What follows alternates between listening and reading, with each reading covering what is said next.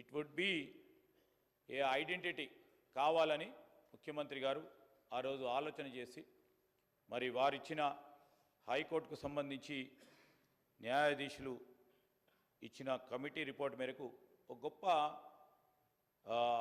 బిల్డింగ్గా ఏర్పాటు చేయాలని నిర్ణయం చేసి 1000 కోట్ల రూపాయల మనము వారికి బడ్జెట్ కేటాయింపు చేసి ముందుకు సాగుతూ ఉంది అధ్యక్ష. దాంతోపాటు జిల్లా కోర్ట్స్ కానీ సబ్ కోర్ట్స్ సంబంధించి కానీ మెజిస్ట్రియల్ కోర్ట్స్ సంబంధించి కానీ పూర్తి స్థాయిలో మరి ఎక్కడ అవసరం ఉంటే అక్కడ లేకుంటే ఆ కోర్టులకు సంబంధించిన అభ్యర్థన మేరకు తప్పకుండా ఆ బిల్డింగ్స్ ఏర్పాటు చేయడానికి ప్రయత్నం చేస్తామని గౌరవ సభ్యులకు తెలియజేస్తూ సోదరులు హరీష్ బాబు గారు మరి ఇంట్రడక్షన్ కన్సిడరేషన్ బిల్ పాస్ కావటం ఒకటే రోజు జరుగుతూ ఉన్నదని చెప్తా ఉన్నారు.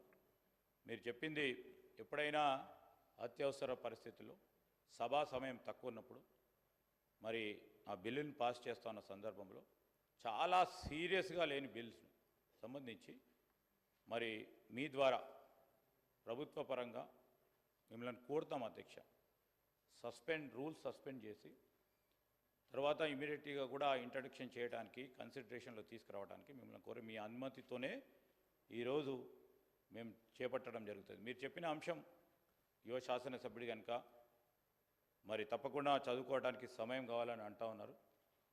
మరి ఇంట్రడక్షన్ చేసిన తర్వాత కొద్దిపాటి సమయంలోనే ఈ చిన్న బిల్స్, ఇవి చాలా చిన్న బిల్స్ కనుక మీకున్న అనుభవం దృష్టిలో పెట్టుకొని కూడా ఇంట్రడక్షన్ చేస్తే కన్సిడరేషన్ చేసి ఒకటే రోజు పాస్ కావడానికి ఆ సమయంలో డిస్కషన్ చేయడానికి ఆస్కారం ఉండేందుకు మేము కూడా ముందు ప్రయత్నం చేస్తామని చెప్పి జనాబ్ మాజిద్ హుస్సేన్ గారు వేకెన్సీస్ ఉన్నాయి, కేసెస్ పెండింగ్ ఉన్నాయని చెప్పారు.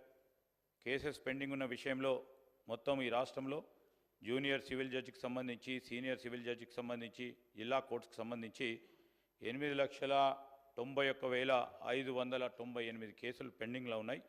ఇలాంటి చిన్న సవరణలు చేసుకుంటూ పోతే ప్రధానమైన అంశం న్యాయమూర్తుల కమిటీ కూడా చెప్పింది, చాలా జిల్లా కోర్ట్స్ సబ్ కోర్ట్స్కు మెజిస్ట్రియల్ కోర్ట్స్, ప్రధానంగా ఈ సబ్ కోర్ట్స్ మెజిస్ట్రియల్ కోర్ట్స్ సంబంధించిన సవరణ వచ్చే వరకు చాలా వరకు కూడా ఈరోజు ఉదాహరణ చూస్తే అధ్యక్ష మరి మొత్తం 4,93,376 జూనియర్ సివిల్ జడ్జిలో 1,86,000 ఇలాంటి పెక్యునరీ జ్యూరిడిక్షన్ తక్కువ చేస్తే ఇమీడియట్గా కూడా ఈ పెండింగ్ కేసెస్ కూడా సాల్వ్ చేయొచ్చని వారి అభిప్రాయపడ్డారు.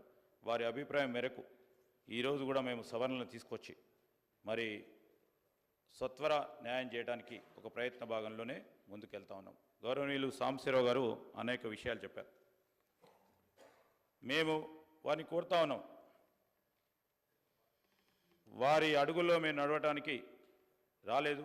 మార్పు కోరుకున్న ప్రజలకు సంబంధించి మార్పు తీసుకొచ్చే ప్రయత్నంలో మీరు కూడా చూస్తూ ఉన్నారు.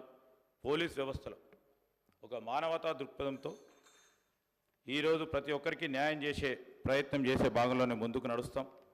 మీరు చెప్పిన అన్ని అంశాలను కూడా ఏదైతే సివిల్ రైట్స్కి సంబంధించి అదేవిధంగా పోలీసులు సంబంధించి కొన్ని ప్రాంతాల్లో వారి అధికారాలను ఉపయోగించుకొని ఇబ్బంది పెడతా ఉన్నారని చెప్పడం జరిగింది. తప్పకుండా దీని విషయంలో ఆలోచన చేస్తాం. తగు విధమైన ఏం సార్